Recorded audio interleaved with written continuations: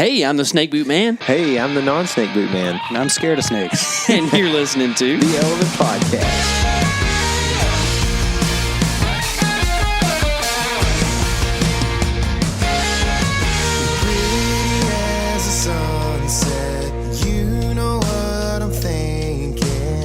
What is happening, everybody? Guess what? It is December, and it's like 98 outside. 98 degrees. Pretty good band, I think, from back in the 90s. I thought you said I need to grease. I do. I need to grease. I actually have greased myself already today.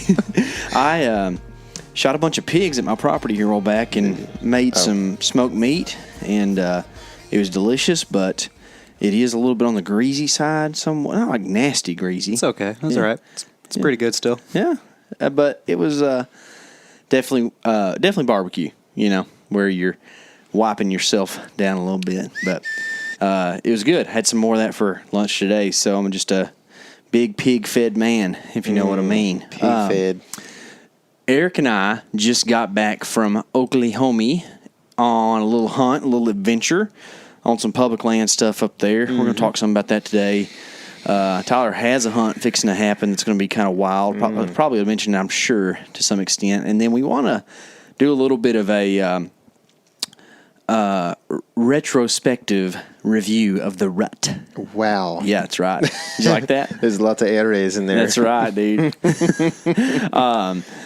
So that's what we're going to talk about majorly on the podcast today. Kind of some stuff we learned because we've talked a lot about this kind of on road trips and stuff post our Kansas trip, and we just really got to see the RUT unfold in a different way than I ever really have. So it was pretty cool. I think we should cover that some. But the culmination of said RUT just aired on the YouTube channel this week, okay? Tyler Jones shot possibly the biggest deer I've ever seen in my life from the ground on public. I'm texting a guy about it right now. Are you really? Yeah. Who is it? Jason Red. Jason Red. I've had him on the podcast. That's before. right. He's good. He's a good interview. Yep. He likes to talk about stuff, man. Yep. That's good. So, guys, if you haven't watched that, it's about one of the coolest things you'll see. You know. It's the coolest thing I've seen. Especially like if your wife hasn't given birth yet or something like that, like it's definitely the coolest thing you've seen. It is pretty awesome. You get to see an arrow in flight for a long ways. Eric laid it down on the footage on that deal. It was pretty cool. You must have had it like an F-13 or something because that arrow seemed like it was in focus for a long way. Well, it was a pretty sunny day, so it might have been like F-22. Yeah, I don't know. yeah, way up there. Which is pretty good. That's pretty good. Pretty good when you can do that. I know, yeah. For as far as documenting wildlife, it works pretty it's good. hard to miss the focus, right? I know he was dead on, man. Yeah, it was it awesome. looks good. You were dead on, too. Smoked him. I was, man. Yeah. That's what actually Jason was just texting me about. He was saying, he didn't know if with that wind, if it would hit true. He said it must have been a straight headwind. I was like, straight on, dude. So that's interesting. I've thought a lot about that, and I would like to see how it plays out. I think that according to physics, when you're shooting with a straight headwind or a straight tailwind, that should also affect your arrow flight. But I don't think it's enough to make that much of a difference when it comes to real-world scenarios with archery. how many miles per hour is a arrow moving? So 300. No, sorry. That would be the arrows that we used to shoot when we shot light arrows. Now we shoot vectors that are heavy and hard hitting. So let's just say an average of 5,260 feet in a mile, right? So 250 per second. So 5,260 divided by 260, right? About what we're shooting? I'm shooting 250. Yeah, I don't know what you're shooting. Say 250. That's 21.4 seconds to go a mile, correct? That's you got the calculator out, so I believe you. It says 21.04. That's fast. Seconds to go a mile. Mm-hmm. Typically in a car, if you're going 60, you're going 60 seconds in a mile in 60 seconds. Yeah. So it's going 150 miles an hour, right? I believe that. Quite a bit faster than a baseball. So if you add 20 mile an hour headwind or tailwind, it's not doing just a ton to it, probably. That and friction matters a whole bunch in that too. Yeah. In that side of stuff. However, I feel as if on a archery shot with a headwind, you should hit higher, and on a tailwind, you should hit lower. Really? I feel like a headwind you should hit lower. I think on a headwind, you're going to get some lift on the upper arc of your arrow. What about on the lower on a 50-yard shot? It should just drop you in. I don't think that you're going to have near as much because it's slowing down a little bit out there too. I don't think that headwind's going to push you down as much as it would lift you up. I don't know, but I think it's going to be like my arrow was definitely angled down when it came into that deer. You want to know what your favorite phrase is and what definitely applies in this situation? Can't shoot the difference. Yeah, we need to make a T-shirt of that. We do. That would be a good one. Man, y'all stop. Don't get that idea going. If I see one out there, ooh, you better believe I'm going to cut dropping you. elbows. We're going to cut you. That's right. So if you haven't watched that hunt, it is just one of the coolest things. Like I've said a couple times, I need to figure out a better way of expressing myself. It's hard, man. It is. There's some that are just overused, and a lot of them, like cool, awesome, amazing. Those are overused, you know? Yeah. I feel like unbelievable is pretty highly used, but, incredible a little less, but still often. It's like, man, there's got to be some words that we just don't know. I like to say rad. Rad? Back from the Ninja Turtle days. I can see you do that. Yeah. Pretty rad guy. I got a rad bod going on right now. I did after last night. For sure. What about extemporaneous? Supercalifragilisticexpialidocious? Do y'all know what extemporaneous means? No. I feel as if it means spur of the moment. You know what's a word I like? What's that? Incredulous. Incredulous just means like you're telling on yourself, right? Like the evidence is there. It's a negative context word. Yeah. But it sounds like a positive, optimistic word. Oh, how incredulous. Oh, that was an incredulous shot, man. Incredulous shot. Yeah, that's pretty good. It's an incredulous video, man. Can we just start using it and how many people would know? Nobody's going to know. Right? That's right. So there'll be a link to that in the description if you haven't watched. Please go do that. Leave us a comment if you don't mind. It always helps us and helps you support what we're doing if you like us. If you don't like us, I don't know why you're listening because, man, that's just pretty... Somebody did that recently. Somebody listened to us that didn't like us recently because I got a review that was real nice. On podcast? Yeah. I think I saw that one. Yeah. Yeah, they were hating. They were hating, I haven't man. looked at podcast reviews in a long time. When they listened, they did not think it was an incredulous podcast. If you are listening and you want to leave us a review on podcast, do that. Yeah. That would be cool. That'd That be would be nice. Yeah. That would be a nice thing you can do. So that's kind of how the rut wrapped for us, in a sense. I went and hunted kind of like that. It depends on what you call a rut, right? I would think November. Yeah. That's kind of why I was thinking we'd do this podcast is that November is going to have rut action throughout. Yeah, we hunted a lot in November. Mm-hmm. One of our favorite contemporaries is old Midwest Whitetail, and they do Chasing November, which in the same sense, Chasing November covers from like September 1 to December 31. So I guess it's pretty loose on what these terms mean. But today we're going to talk about what we saw in the rut, and that's going to be like November 1 on. We were in different parts of the country, but we still saw some pretty broad-reaching concepts, I would say, right? Mm-hmm. The only way I can think to start this is to just talk about, calendar dates. Yeah. Right? Yeah. We, I guess, truly November 2 was our first hunt day, I think, November right? 1. No, yeah. Did we November hunt on the 1st? Yeah. I don't remember hunting on the 1st. Yeah, we hunted the first evening of the night. first. Blue Jean Davy. That's the first. Davy. So, I'm sure we can just kind of extend this into conversation, but I'll just start this and say that on November 1, I didn't hardly see much rut activity. Eric was with me. Did you remember seeing anything? The only thing I can remember which wasn't really rut action, I guess, but there was some bucks on the skyline following doe that first night. Do you remember that? That's right. Yeah. That guy was following a couple does around, but it wasn't aggressive. He was just kind of walking. The morning of the first, Eric and I were driving around and saw a buck real close to the road that was following does. Yeah. And then I mean, the first couple of days of November, I was seeing a ton of cruising. Yeah. Because we had some pretty decent weather, and then it kind of warmed up a little bit, I think, a little bit after the first couple of days. We were hunting different stuff than you were. You know, same part of the country, but just definitely different type habitat. Yeah. And we didn't see a bunch of cruising. We saw, I guess morning of day 2, we saw the big deer, and that pretty much consumed us from there. We saw a lot of tending, I feel like. And that was interesting to me. And I wonder if that's something that happens more in more wooded stuff, and we just don't see it. Yeah. Because that was a big mature buck that pretty much had a harem of 6 to 9 does, and he was with them almost every day, not being super overly ruddy or anything, but pretty much just knowing he was the king, and was just establishing, I'm going to breed as many of these girls when they come into heat that I can before I go and run and do my thing. So I don't know if that's unique to that deer.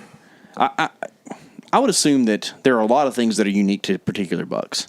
Yeah. Right? I would think dominant bucks, though, big dominant bucks act like that a lot of times. That happens for them, right? Yeah. A 2-year-old doesn't get to tend a group of 6 does very often. He may breed a doe, but or several does during the rut, but I don't feel like he gets to tend 6 does for 5 days straight. You know what I mean? I think that we saw a little bit of that as the week progressed, probably.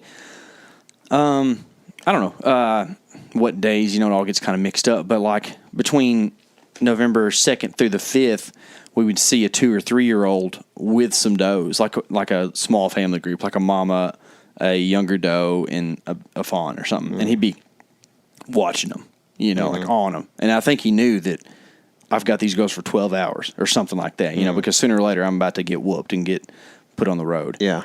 But yeah, I think that definitely happens. I think a lot of guys have this lockdown thing, which happened while we were up there. Not that it happened, but that we saw a ton of people in the country talking about lockdown. Right at the end when we were there, and when we were in Colorado, we were hearing a lot of people talk about this lockdown phase that they were seeing. And I think what ends up happening more than anything is like dudes have their properties that they hunt, and they have these truck camera pictures of a couple of 4 and 5 year old bucks, and then all these other like 2 and 3 year olds, right?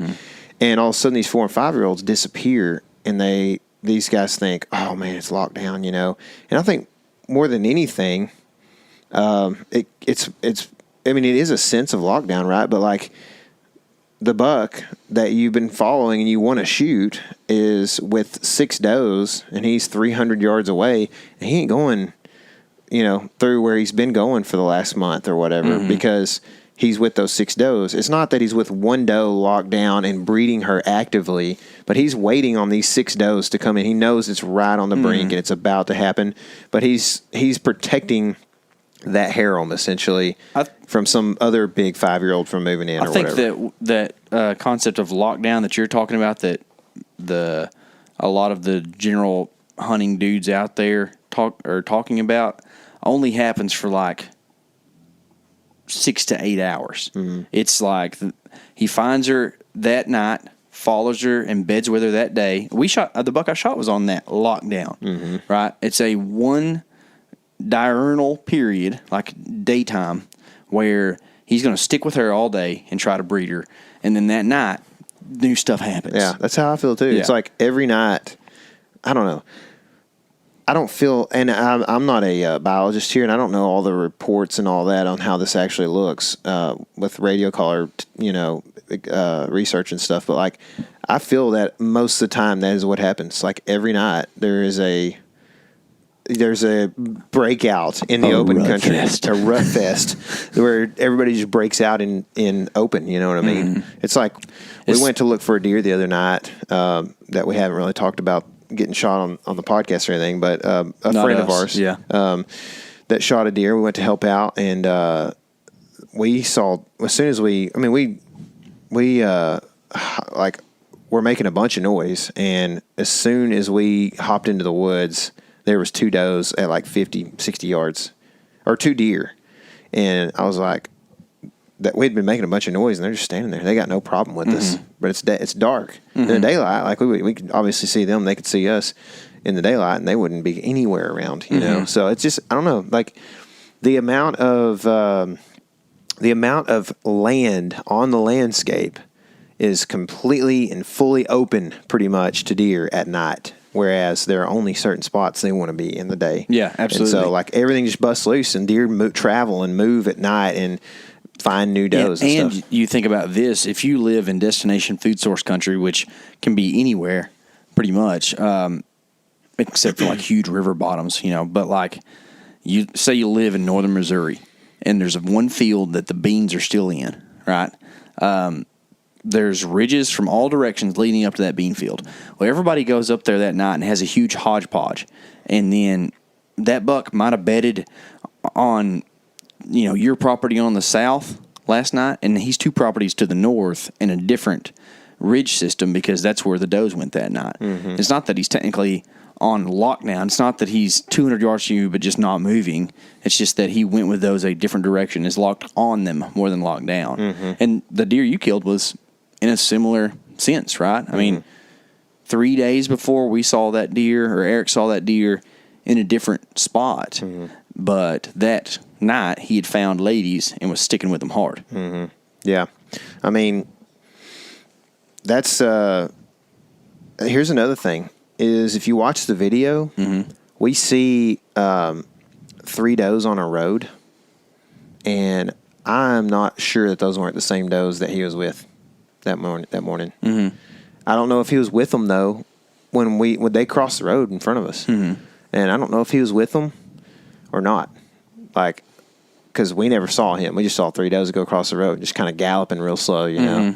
But that's kind of the point. Is like these does are up near the road, and I'm not sure if the buck's with them or not. And this is not long before daylight, And at some point, like that buck was able to find those does in the dark and be like, all right, it's getting light. Like, I'm going to try this. You know what I mean? I'm just going to lock these suckers down away from everybody else and see if I can see what happens. That's right. He's going to see what happens for sure. Yeah. So, I don't know. I feel like where we hunt, that whole concept of I'm going to stick with this girl can happen from November 1 on. Mm-hmm. It's not a peak breeding only type thing, right? In fact, I don't know how breeding dates line up with some of the more Western stuff in like the Midwest, right? But like I know that like Ohio, for sure, it's like November 7th through 14th, right? It's peak breeding, right? And so people try to hunt November 1st to the 10th, assuming that there's a lockdown period. And Bill Winky, not to send y'all to Midwest Whitetail or whatever too much, right? But, we respect what they do, especially, Bill is just so smart on whitetail. I mean, that guy is just a full-fledged believer in like, oh, it's November 13th. It's over until the late season, like it's just the way he looks at it, you know? And he just knows that there's a lockdown period. And I don't know. You start moving out more like into, say Nebraska. Mm-hmm. Is it because you can see better? Yeah, that things look different. Yeah, I've wondered that too. Mm-hmm. Yeah, it's a good question. I mean, I don't know, because I feel like I can learn something out there about how to hunt deer in certain stages of the rut or dates of the year or whatever that I do feel like could apply in the woods, other places. But here's the deal: is like, we're from Texas, so the Midwest is far, and the upper Midwest is even farther, and the East is far. So, I don't really have like a ton of November experience. I don't have any in Ohio. I hunted October 23rd in Illinois one year and killed a deer. I hunted for 2 hours in the first time in the state and killed a giant, and like, so I can't, like, I don't have any experience there, but 2 hours in October. So like, did you give yourself a nickname after that? Mr. October. Mr. Efficiency. Who was that? Reggie Jackson. Jackson, Mr. October, right? Yep. That's a baseball thing? Yeah. Yeah. Get out of here, bro. Don't try to get up on us. I don't know much. I don't know. I don't know much about history. Don't know much about biology. That's you want to talk about a sport I don't know much about. I like it. It's kind of fun, but I don't know when the playoffs are. I just know I'm glad that the Cards didn't make playoffs this year, so Eric was with us the whole time. They actually made it. But they had to make a lost. play Not in to make far. the playoffs, and they didn't play in. Yeah. They didn't make it far. They got beat by the Blue Jays. The Birds. When you say birds on the pond, do you mean the Blue Jays or do you mean the Cardinals? It's so. What is it? Yeah, birds on the pond means bases loaded in baseball terms. Oh, really? Yeah. Did you know that? Or no, sorry, it's ducks on the pond. Then I just changed it to birds on the pond. Because y'all are birds. Yeah. How many birds are there in the baseball world? A bunch, huh? Orioles, Blue Jays, Cardinals, Pelicans. Pelicans are not one. I'm trying to think if there's any other. Penguins. Not. What? That's hockey. Astros, those are extinct birds, I think, right? Yeah. Penguins aren't a baseball team? That's hockey. Oh. Pittsburgh Penguins. Yep. Pelicans are basketball. Yeah. Yep. Seahawks. Seahawks, that's I football. don't watch NFL. No. Yeah, I don't know, man. Is that it? Oh, the Angels. They're kind of like birds. Kind of like bird. Depends on which type, right? Have you seen these memes about the realistic Christmas tree angel stuff? The one you posted Did today. I post it? Yeah. It's pretty funny. I love it. It is funny. Yeah. So, anyway, RUT recap. So we might have gotten too far into lockdown stuff. You have any other thoughts? No, not really. I mean, I've just kind of generally got a few thoughts. I can't say that I'm like super at this point remembering all the details of everything I was seeing, but I do know on that trip I was there in early November. You were there 8 or 9 days. I was there 11 days, and we got to see like the RUT change, you know, and I think it was really cool. You know, we went from there being a lot of cruising, some tending, to like, and we saw it kind of where we almost saw like bucks get more like hostile. Almost, you know absolutely. what I mean? Like, yeah, they were like getting very.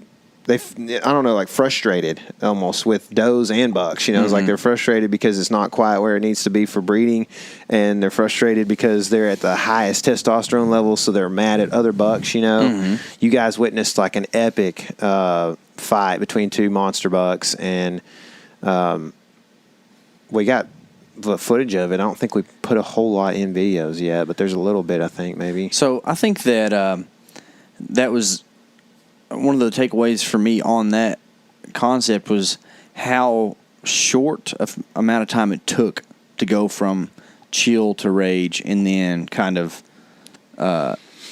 mellow out almost. I feel like by the time I shot my deer, which was the 8th, thank you. It was like, okay, we're kind of settled into this rut thing. You know, we're going to do this rut thing, but, you know, it's not going to be like haywire. But I feel like there was like November 2nd, you and I chased that buck on the ground, and he was like spooky, right? Like he was like, I ain't into this. I'm out of here. And he was the boss hog, right?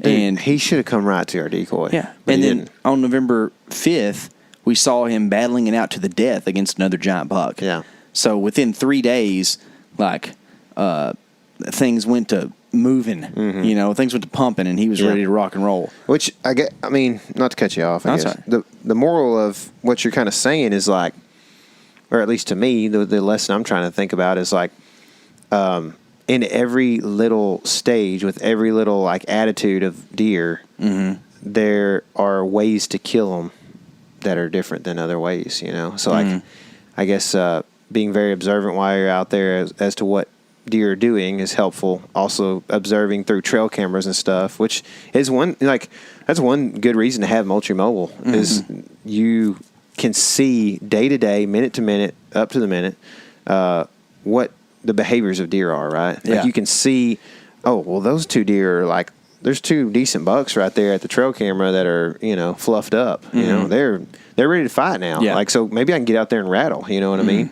And it can kind of, you know, using the mobile app that Moultrie has is like a good way to just keep tabs on like what tactics you can use during the rut. You know what I like doing with that too is that we leave them set to like upload once or twice a day for battery purposes.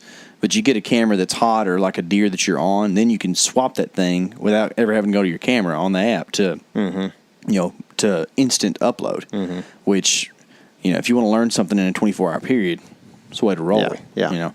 I used it to kill pigs the other day, kind of the same kind of thing. Like, they're there, better go out there and shoot them. And it's pretty handy. It is handy. I think that really one of the points I was making though is that what we think of is like how to kill a deer in the rut is actually a pretty hard thing to hit. Like that time period, it's pretty hard to hit.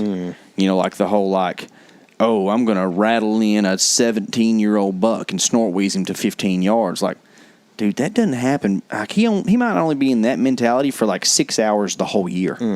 Like they ain't just out there looking for fights all the time. And there might be one that's that way. That one that slobbered up, looked like a big old muscled up 4-year-old that Eric and I rattled in. He was kind of that way. He was a fighter. He's already broke off on November 6th or whatever it was, But at the same time, you can go up there and see giant bucks that don't have any broken tines, and that usually means to me like they aren't fighting a whole lot. Well, that's what I ran into with that 11 point I was chasing. Was so I had seen him a couple times on that trip, and I can't remember exactly when, but I do know the 10th. The day of the 10th was the day that we had the issue where we rattled him in along with another 10 point that was real nice. And if you've watched the video, Eric is filming the 10 point, has no clue the 11 point's there. I am calling to and working this 11 point, have no clue that the 10 point is there. And they're like probably 60 yards from each other. And we didn't know either one of them was there. And I thought, when he's filming this deer, I'm thinking he's filming this 11 point. And he's thinking that I'm calling to the deer he's filming, which is a 10 point. It was just disastrous. But what I was kind of getting to is that like even the individual personalities of deer really play a part in how you approach like different rut tactics. And so this 11 point, I've never seen him with a broken tine. We've had pictures of him the last several years. Never seen him with a broken tine.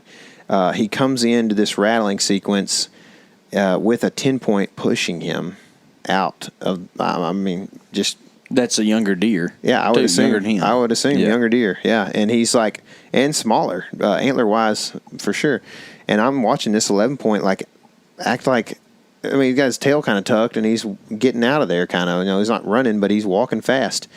And now that I've seen the footage of the 10 point, I can tell he's walking this deer out of the way, and he was probably going to end up pushing him out of the way and then coming on up to us. And so that was a deal that I noticed as well, was like, man, this deer could be really hard to kill because he is just not going to come running into antlers. And at the same time, you remember the 8 point with the broke G3s that I got real good footage of? It's just a toed body. That deer, I could have probably made a burp and he would have come in. You know what I mean? Like he was amped up. I saw him cruising a couple of times, and one morning I saw him cruising. He was running. There was no does around at all. Just running to cruise. He was literally jogging. He would jog for like 20 yards, and then he would just walk real fast, and I would hear him grunting, and then he would just take off running again. There's no does around. Just hype. Dude. And that's you all you guys know the dude out there that just gets into bar fights all the time, right? I knew those guys in college, and you're just like, man, I don't really feel like having this guy's back again. You know what I mean? It's also to kind of make an analogy here. It's not a very sustainable way of life either for a deer or a guy. When you're gonna crash and burn one way or another. Like that deer's the one that you go when he's like 100 yards and shoot him. And so they say that, well, they're smart. That's why he's so old. Well, that I don't know if you say smartness or whatever, but him being a smart deer isn't necessarily that he's evaded and he's played cat and mouse with all these hunters, right? And he's figured out he can do this little loop through all these hunters that are hunting. Exactly. It's more. It literally goes into every part of his life. It's not just the hunting season, but it's the rut season. He doesn't fight every deer because he knows that he stands a chance to die every time he fights, right? It's like humans, they're smarter and dumber humans. Yeah. They're smarter and dumber deer, too. Yeah. I'm apparently the dumbest one here because I don't have the element shirt on, but I'm the only one with that one. But it's the truth, man. not everybody's Elon Musk, That's and right. sitting there creating some kind of, underground railroad system. Times Man of the Year. Did you see that? Really? I saw that. Which sounds cool until you realize who was Man of the Year last year. Y'all just look that one up. Mr. Joe? Man of the Year went to two different people. They split it. Oh, that's a good way Joe and his running mate. Oh. So you're like, all right, way to go, Elon. That's, Well, devalued it for wasn't you. Harriet Tubman, wasn't she going to be on $1 or something at some point? I think so. Is she? I was just thinking about the Underground Railroad that Elon Musk was creating. Is he doing that? No, well, I've heard. He likes to say stuff, and just kind of like test the waters and he see what does. everybody thinks. He gets on Twitter. You're not on Twitter, but Yeah. Eric, you follow Elon? I don't think I follow him, but I see a lot of his tweets. Oh, dude, I follow Elon. He is a good Twitter follow for sure. Yeah, absolutely. Because here a while back, somebody was like, if Elon Musk would just give 1/10 of his wealth to solve world hunger, and Elon he apparently pays attention to his mentions, which most famous people don't. He was like, okay, tell me how. I'll do it right now. Called bluff, and then it was crickets. Crickets. Well, let me see. Well, actually, the logistics behind this. 333% repeating, of course. That's right. But yeah, and there's going to be a Elon Musk deer out there running around that figures out a way to, avoid arrows. Like the deer I shot at in Texas in 2016, he's Elon, just can jump 26 inches or whatever. 2016? It was 16? Yeah. Yeah. I said 2017. I don't know. I think I said 16. But Scar. Yeah, Scar. Yeah, okay. There's going to be all kinds of deer out there. And then, I think it's yours. Yeah, it's mine. I don't want it. Good. Tyler accuses me of stealing his orange hats all the time. But That's just a funny thing. that's right. It's a publicly improv right there, dude. It's socialism, man. That's it. All our hats are all our hats. They pretty much are. All of 'cause our land we is have all all the our same land. stuff. So Yeah. like when somebody sends us something, they send us two of everything. So it's like, well, is this Element yours? outfit. That's right, element outfit. That's funny. Okay, so that's what we saw like in our first road trip. Yeah. I got a question. Okay. The day we saw the two big bucks fighting, Mm-hmm. and he came running by us, shortly after that, you had I think told I'll throw up. you told Tyler that night, and you kind of referred this to a few times. You said he was in zombie mode. Mm. Do you think that's like one of the best times to try to kill these kinds of bucks? I think that I'm glad you bring that up because that deer in particular, the way to kill him was ambush style, was to be in a spot where he's going to walk by. We called at him a couple times, in different situations, and he never gave a flip. Mm-hmm. But the way we were close to him was an ambush, and he was zombie mode, meaning he was chasing does. I don't know why that happened the way it did. We've covered this on the podcast, and you've seen the back of my head in video where these deer just come galloping by at 20 yards, and the does are running, and he's running behind them. I don't think he's pushing them that hard, but I think they were just all running, and the does couldn't stop running because he was behind them, and he couldn't stop running because they were in front of him. So it wasn't like he was just, I just had to be within 60 yards of him. And the way to kill that buck was by far ambush style. And we were there, it just didn't quite work out, right? Well, but that's a mentality that happens at some point during the rut a lot too. I feel like for deer, like our buddy Dan the other day had a buck, and I think he's had multiple bucks recently do this. But and then you guys had this happen in Oklahoma maybe too. But like, just not even look at a grunt call, just like he had a deer. I think he said he had him at full draw, and he's like, it just blows my mind how a mature buck can just completely ignore a grunt call. And I mean, if he had him at 40, surely he's grunting him at 60 or 80, and that deer should be able to hear him, right? So it's like, and then, November 29th, 2018, maybe, you and I were at Johnson, and we grunted in 2 bucks through the fog at like 200 yards. I guess I didn't realize that was that late in November. Yeah. And so, they loved it. They were like, I hear a deer, we're going to go there. Yeah. From 200 plus yards away. so how do you know what is that just like is there a stage of the rut where that is, or is that just like a stage of the deer's rut, the particular deer's rut, where he gets to zombie status and won't listen to things or whatever? I don't know. It's like you always talk about Chris B's buck from last year being a zombie. You know, he says that. Yeah, Chris says he was in zombie mode, and I think that, and he killed it ambush style. Yeah, he just walked by him. Right. I think that some bucks are just gonna answer to it, and some aren't. Yeah, some bucks. But I think that it's a good situation in the sense that you can't do a lot of harm. You know? Yeah. If he doesn't respond to the grunt, no worse for the wise, right? Mm-hmm. So he's just you didn't kill him. Yeah. I do think that if a deer's in range, I'm going to do everything to stop him, not just grunt. Mm-hmm. But, you know, if you have shot windows, then it's kind of tough. But the javelina call will come out if need be. Yeah. I promise you, every animal in the world will stop whenever that happens. I will bend over in pain. It is a sound that they don't like. It's like a loud screech owl or something. You know, but that's what you should have done. Which, of course, hindsight's 20/20, as they say. But you should have done that on that hunt last year, where you had those 2 bucks chasing that doe at noon. Come by. I think they would have tried to stop, but I don't think they could have stopped.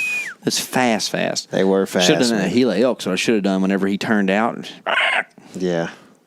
But you go from like, it's a split second decision where you're like, up until that point, I've been like as quiet as I possibly can be.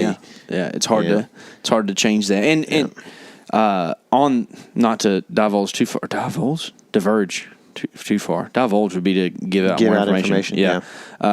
Deviate. Let's say deviate too far. On the Gila hunt, I did have a shot opportunity at 40-something yards at that elk because I played it cool. Yeah. I just used the wrong pin and shot over his back. Yeah, it's true. But it worked out. Yeah.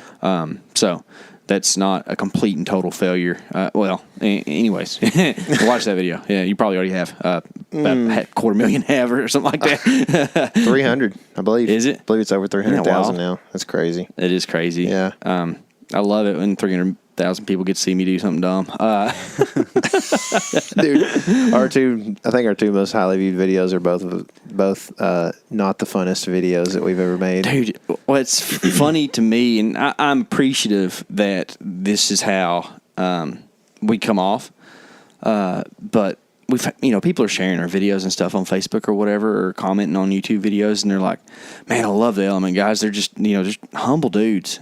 And I'm thinking, like, that's great. I really try to be humble, but it's also like, sometimes humility is forced on you. I think that's really the problem here. Like, I thought I was awesome until I messed up a Gila hunt. That's right. That's right. No, thank y'all for the kind words for sure. But it is funny that humble comes out. It's like, well, when you show everything and show how stupid you are, sometimes it's hard to not like. You either got to be humble or sound real cocky.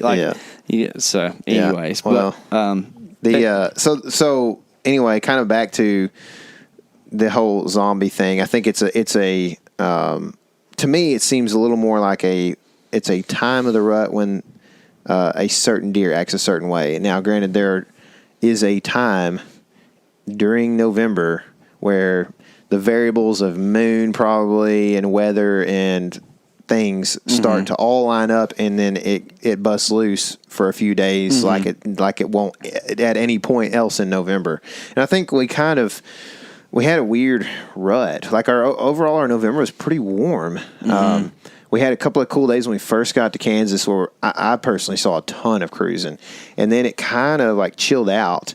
But like once you get into the right days, it's still they may not have been cruising as much, but when they did come out, which would be like in the golden hours, they were still like dumb. You know what I mean? Mm-hmm. And so like there were times when I'd have like a 3-year-old buck come past me and go downwind. I pass him, and he would go downwind of me, and he would just keep going through my wind. He would hit it, and you could see him smell it, but he would just go through my wind and continue to work through that for the next couple of minutes and just continue on downwind of me, instead of like turning around and going, I'm not doing this, I just caught wind. I'm going to go back where I know it's safe. He's like, the urge is too strong. I'm going to find does down this direction. And there's a lot of urges on that too. The other day, Eric and I had does downwind, and we had a strong wind, so our scent was staying pretty high. But you could tell it could smell us.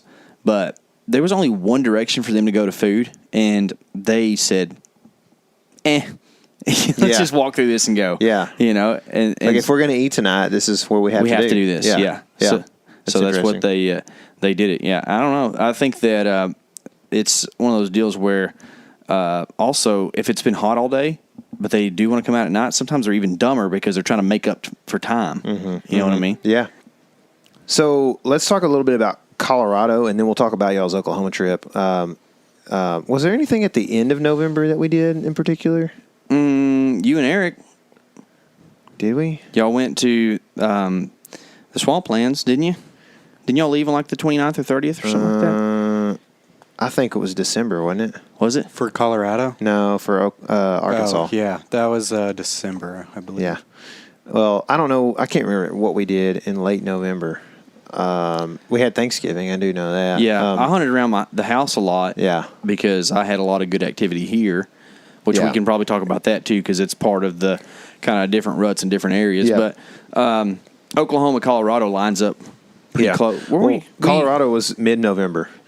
And so, and you were in Oklahoma during that time period, right? We were in both out of state at the same time. And so, for me, it's pretty simple. Like, I don't have a ton to say about it, but Colorado, I killed on the 18th in Colorado, and to me, that is like the beginning of a really good stage of the rut, I feel like. A lot of places in the Midwest, people talk about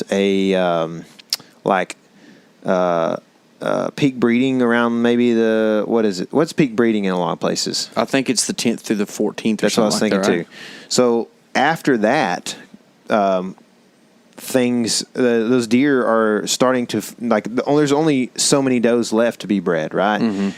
So it starts to become a situation where bucks have to travel more often, right? So the 18th, deer were traveling. Prior to that, a couple of days, we were seeing some deer traveling, bucks. And so that was how we ended up killing. Our buddy Rod White, it's his favorite time of year to hunt. Dude, Thanksgiving is like the best time for me personally. Like, I've had some great hunts. I killed one-eyed jack on a Thanksgiving hunt. I just killed him late in the hunt on the 2nd of December. But I mean, that's the time period right in there. Like, whatever is a couple weeks after, like peak reading or peak buck movement tends to be, that November 7th, like a couple weeks later, tends to be really good, or a week and a half later a lot of times. So that's kind of what I saw in Colorado, was just like a lot of cruising through bedding brush and stuff like that. I don't know if Oklahoma was kind of similar to you that first trip. Yeah, so we had pretty bad moons for that, because I hunted the first 9 days in November, right? Or 8 or 9, whatever it was. And then came home for a week and then went to Oklahoma, which moons are on a 28-day cycle. And that means that if the moon was really perfect for early November, which it was, that the moon was really terrible for 2 weeks later, which it was. And it's the first time I ever saw the moon, like could visibly see on a day-to-day pattern that the moon really had an effect on deer, because the morning was about the only time that I would see deer. I mean, I didn't see a deer for 5 days straight in the evening. And I'm not the best hunter, guys, but I can usually find a deer to look at. Yeah. And I hunted 4 evenings. I came home on the 5th because I knew it was just, dismal. I like the D descriptive words today. Yeah. So don't take a sound clip from that, please. The mornings were where it was at. It was like that was the only time you'd see deer, because they were still up and about, because the moon was still hanging, in the morning. But it's also cooler. Yeah, absolutely. Which is we've had a warm November. That's a thing you see in Texas a lot. I love mornings because of that. You can have a 3-hour period where deer still feel good about moving around. Whereas, if it's a hot day on November 7th, dude, it can be the last 15 minutes of light and still a little bit warm for deer wanting to be up and about, right? So I don't remember what the dates were, but say November 17th or something like that, I probably headed up there, and all mornings, and I would see bucks You were cruising. up there earlier than that. Was I? I believe so, because Yeah. we came home, or we killed on the 18th. Came home pretty much that day, and you had already been up there several days, and we were, it was one of those issues where we were struggling to help each other because we were so wrapped up in trying to get it done on our property. Are you confusing me with Right? another member of our party? Maybe. I don't know. Because another friend of the program was up there. Oh, okay. And y'all were on the way home, and he might have been wanting a little bit of help, Maybe. but y'all were already too far past to. Yeah. It'd been like a serious backtrack or something like that. I got you. I think that's. I thought he was up there when we were in Kansas. I don't know. I'm I'm pretty sure you were up there when we were in Colorado. When were you in Colorado? I mean, we killed on the 18th, and we'd been there 4 days or whatever. Yeah. I don't know. It's getting confusing. I'm pretty sure. We did a lot of that was hunting. I can remember the first 9 days of November pretty good, but after that, it starts getting real fuzzy. Zombie mode, kind of like the zombie book. mode. Yeah, Dadgummit. but it's the truth, man. We need to make shirts for that too. Man, we got some good merch ideas. But that was my big takeaway: is how much the moon affected things when you weren't in the peak of the rut. I mean, I don't know. That's kind of my mid-November thoughts. So the deer were definitely still. It's like food sources mattered a little bit more than they did before. I mean, here's the other deal: is that like after the first frost, for the most part, food sources mattered to does all the time. You know, it ain't like, oh, it's late season, they're on the food. You know, like, nah, man, does are always trying to find something to eat.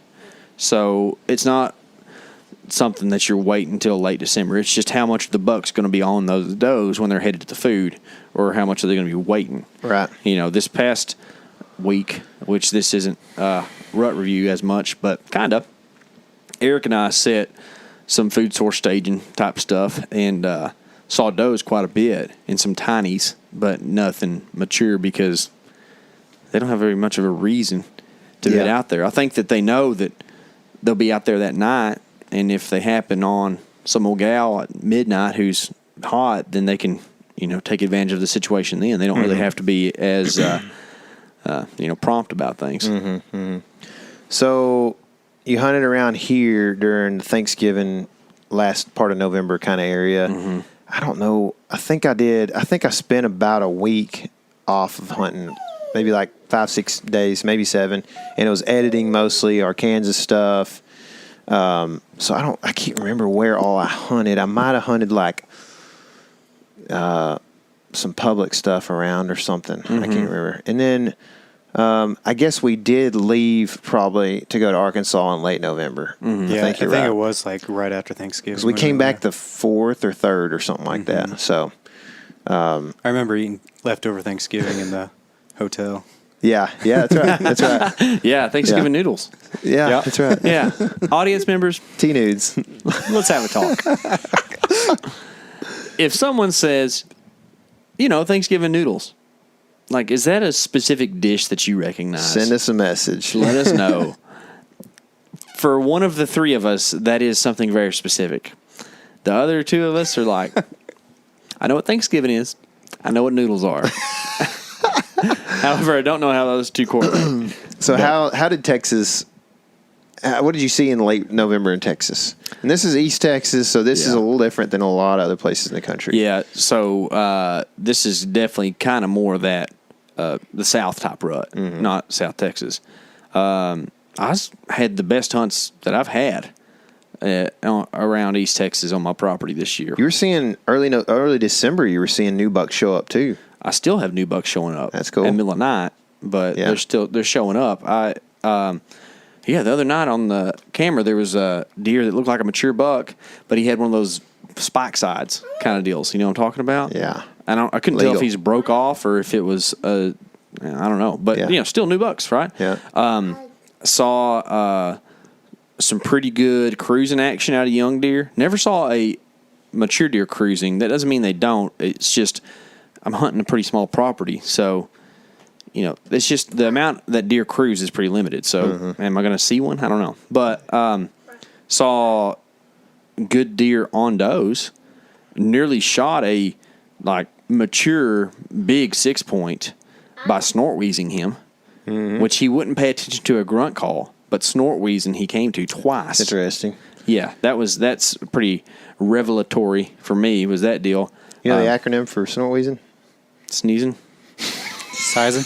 Size on. Yeah. Get your T-shirt. There you go. So, well, I mean, for me in Arkansas, I can't tell you anything.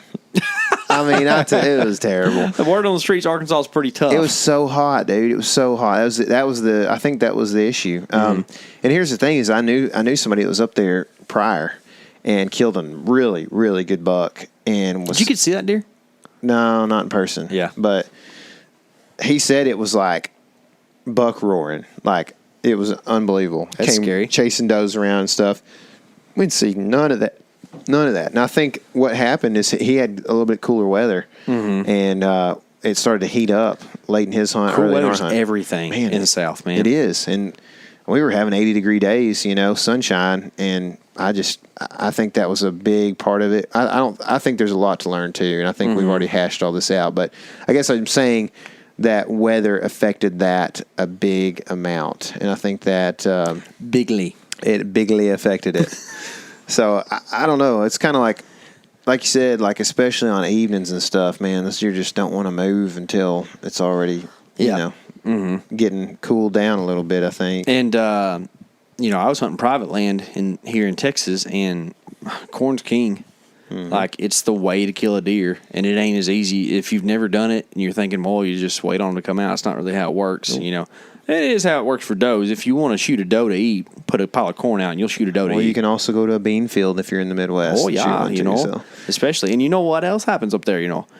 Where they load those bean freighters. There's piles of beans right there. Oh, it's funny how that works, eh? Yeah. Get your guns out in gun season and shoot one. Yeah, exactly. Never mind. Digress. I could do some raging you right like now. the D's, right? Digress. That's right, dude. That's right. I digress for progress. So, but that was the thing, is that if I had corn and didn't have hogs eating my corn, I would have deer. It's A plus B minus C equals D. Perfect. That's right. That's what we're looking for.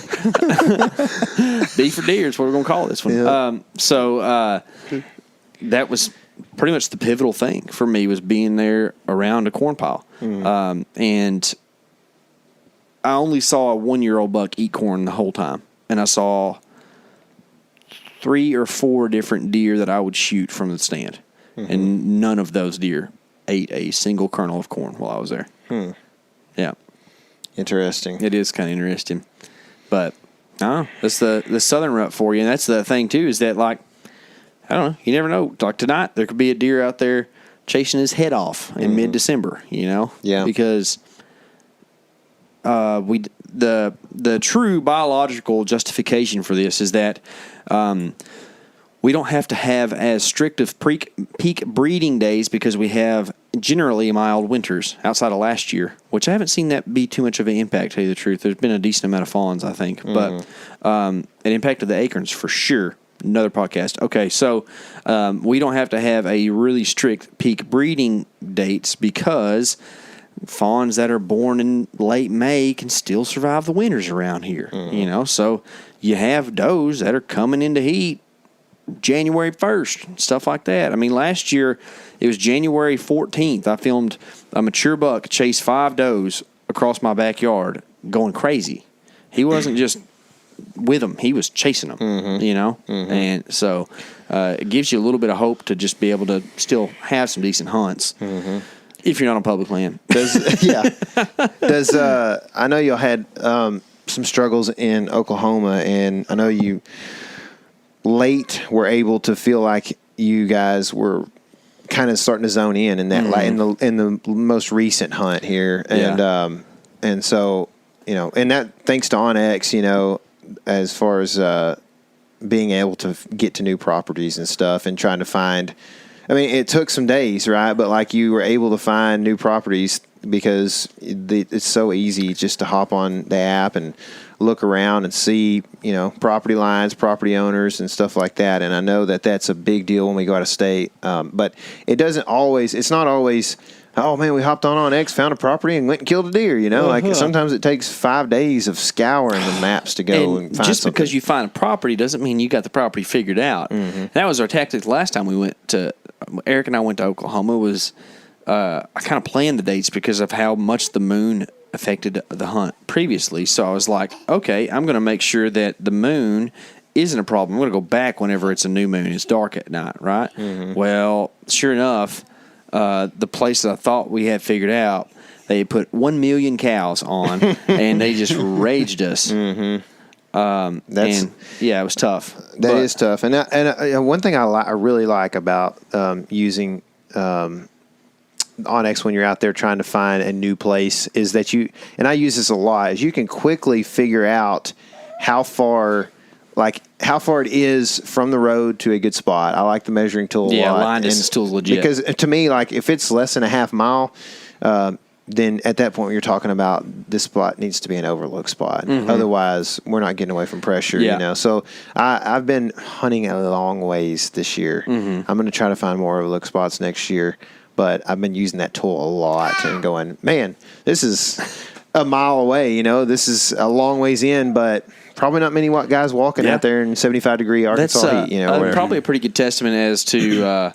I'm actually going to talk to Tony Peterson tomorrow on a podcast, and one of the things he want to talk about was like preseason preparation stuff and stuff like that. Like, it's pretty invaluable to go through and have your spots kind of predetermined. Before you get in a pinch. Like when you start planning an out-of-state hunt, if you think that you have a bonus state that you might go to and you've got some toilet time or something, like get on there and drop you some pins at some places that you think might work pretty good. Because, man, it is not a lot of fun to be driving somewhere and like at your gas stop on the way trying to figure out a place to hunt. It's good to have like 5 or 6 spots that you can go to and feel pretty good about because you spent time a couple months ago scouting them out. Yeah. And that's, I think, for me, was pretty much invaluable when it came to this last hunt because I looked at a bunch of stuff because I've been up there once and figured out like what looks good, and then was able to take some time and go through and mark a bunch of stuff. And Eric and I were able to hop around and be like, "Oh, this will work. This looks good. Let's go try this." Still kind of confirmed it from truck scouting too. Yeah. But for sure. How much time did y'all spend on the ground in Oklahoma as opposed to in a cruiser saddle? Half and half. Yeah, about half something like that. Yeah, it's pretty nice. But you were trying to get into a saddle as much as possible. Yeah, because dadgummit, I'm tired of hunting on the ground. I know it's the cool thing to do these days, but you said that a few times up there. You're like, man, I really want to just hang out and sit in a tree and shoot a deer. Oh, it'd be so nice. Hopefully I get to do it before the year's over. Yeah. I'm not complaining too much. I've killed 2 great bucks, and they've both been on the ground.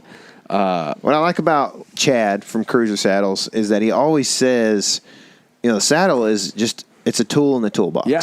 And he will, Chad doesn't want you to go sit in a saddle when you could be killing a deer on the ground possibly. And so, like, that gives us the freedom to go and do what we want, right? But, like, those saddles are comfy, and I like sitting in them. And it's a little bit easier to sit in a tree for a couple hours than it is to walk 7.2 miles like y'all did that one day. It's also easier to, if you're going to set up in an ambush situation, which is what you're doing when you're in a saddle, but on the ground you can be stalking or ambush, but it is way easier to actually make it happen from a tree. And that's what people don't get. I mean, especially when you're self-filming. I guess there's some stuff on the ground that's a little bit easier. You can kind of reposition and stuff like that, maybe give yourself a few more opportunities. But bless you.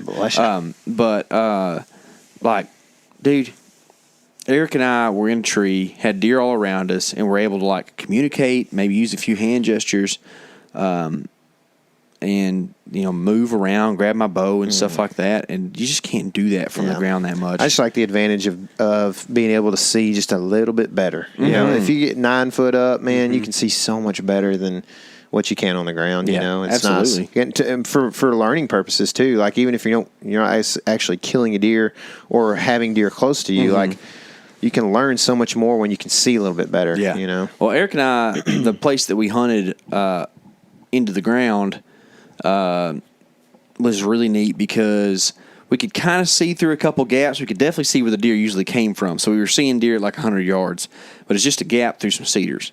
And then they would show up, but then they would be within 30 yards of us, and we were probably 15 foot or maybe a little higher. And at that angle, you're just above a deer's, unless they're like the look-up type deer, and these really weren't. You're kind of above a deer's periphery, or it's not really peripheral, I guess, if it's above, right? But you're not in their danger zone anymore, you know? So, like, they're not that concerned about a big blob in a tree that's kind of right above them, you know? So that's another nice thing, too, is that if you can get deer within 30 yards and you're up in a tree, you can get away with so much more because they just don't see you. Yeah. Well, I'm hoping that you can finish out there since you have some tags at some point. Be nice. But Eric and I are gonna go to some more tropical stuff. Key deer soon. So we're pretty excited about that. We're actually leaving tomorrow. We got some packing to do, so we're gonna start wrapping this thing up. But I just wanted to thank you guys again for listening and hanging out with us, and those who have watched the video of or either of the videos of KC and I killing bucks from the ground this year. We appreciate that, man. We are going to be at ATA. If anybody's listening and wants to, hang out or whatever, we'll be running around at the show. So, as far as we know. So, if that is intriguing to anybody, come find us. And, Eric and I are going to go try to give it one more good go here in Texas. So there's also just, we might have, put birdie in people's ears already, but we're probably going to try to do a couple of meet-up scouting session type things in state and out of state in the near months. So y'all just keep that in mind. You know, we haven't officially picked locations yet. Couple we're thinking about are Houston, Nashville, Dallas, maybe Oklahoma City, something like that. Maybe something out in the east or whatever. So just we're kind of looking at some stuff. If you have any ideas on a city that we should come to hang out and actually make it a good idea, not like, oh, guys, you should come to Western West Virginia. I've seen some stuff like, and I know what they're saying is like, hey, this would be a really cool place to come look at. And it's like, yeah, but it's going to be me, you, and the frogs out there. We want something where a bunch of us can all meet up. Yeah, so, exactly. Yeah. We can't go to Maine and expect that anybody's going to come. Have you ever actually met somebody from Maine? No, me neither. There's a guy that reached out the other day, said he was from Maine. I was really? like, that was cool. Yeah. But never have I met a person who like lived in Maine at one point in time or has family there and nothing. Yeah, I don't think I've either. How about Delaware? Yeah, isn't that where Nick's from? I don't know. Nick, Quad American? No, Pennzoil? NDA. Yeah, and he's from Delaware. I think he's from New Hampshire, New Jersey, or something. Those are all so close. I think he killed a big buck in Delaware. It's like Northeast Texas and East Texas. I'm pretty sure it's Delaware because he was like, yeah, man, I think this is like the next sleeper state. And I was like, bro, it's just too small to be a sleeper state. There's just not a lot going on up there. Yeah. You may be right. I don't know. Anyways, so be looking forward to that, guys. And look forward to some time with your family. Yeah. We've been spending some family time here lately. It's all right. Yep. It's a good thing. And let me tell you something. They're a lot more happier when you spend time with them. Like when you're like, hey, I got to go to the state to go hunting. They're like, well, you haven't spent any time with me the whole time you've been here. Yeah, well, I think your problems are a little different than some of the people listening. They probably don't travel nearly as much as you do. Probably not, but like either way, it's all subjective. Like if your wife's not used to you leaving at all, and then you're like, hey, I want to, I'd like to go stay 3 hours from home and go hunting. excuse me, you know. They got deep voices. That's right, dude. Pretty much. Yeah, that girl sounds pretty much. Then we do have a request that if you are in need of a new Christmas present for somebody or for yourself, that you would go check out some of our merch online. That is a very big help for us. We could use some gas money because we were going to try to finish out and send you guys some content your way that is, cool and different, man. And hopefully stuff that you like, it's going to be stuff we like for sure. Yeah. But the merch stuff helps us out a lot. We've got hats in the works, but I don't know what stage of the works they're in because the person that's working on them hasn't hit me up this week. So I'm not sure how long they are out, and I can tell you that once there's a deadline, in my mind at least, then we'll put them up on the site and go ahead and kind of get a pre-order thing going on. Yeah. So, but we got shirts, we got hoodies, and there's a few people I think that are still waiting on some shirts. So the rut has been hard for us, but it has been very good to us, and we've learned a lot. Like we said in this podcast, the rut was a big learning experience for us this year. And we've said that pretty much every year. We learned lots of different things. I tell you what, you don't stop by any means. That's what makes it fun, man. It does. It makes it fun, but you do get better. Yeah. That is something I'm noticing. Yeah. Like I'm not saying I'm good, but I'm a lot better than I used to be. Yeah. The more time you spend out there, the better you get, man. Right, it is. Man. It's like, that feeling, it real good. Eric does too, because he was a good baller. Still is, apparently. I hadn't seen him yet, but y'all are supposed to go play tonight, weren't you? 12-year-old twice last night. Man. 12-year-olds can shoot sometimes, though. But, that feeling of, after you've practiced and you're like, I'm actually pretty good at this. I didn't mess up very much. That's right. You're like, we can do this. Yeah. That's kind of how I feel right now. You're like, oh, yeah, I can go kill a deer. And then I go to Oklahoma and, I hate myself. But you have to just read. There are broad concepts and then there are specific concepts. The specifics are what's real tough because you have to learn the specific things to, the area or whatever. But anyways, that's what we get on here and talk about all the time. So hopefully we can adjust that learning curve for y'all and you don't have to learn as much in the field. Maybe you can learn some stuff from our experiences. We always like to say we're not experts. We have a lot of experience. So remember that, and remember this is your element. Live in it.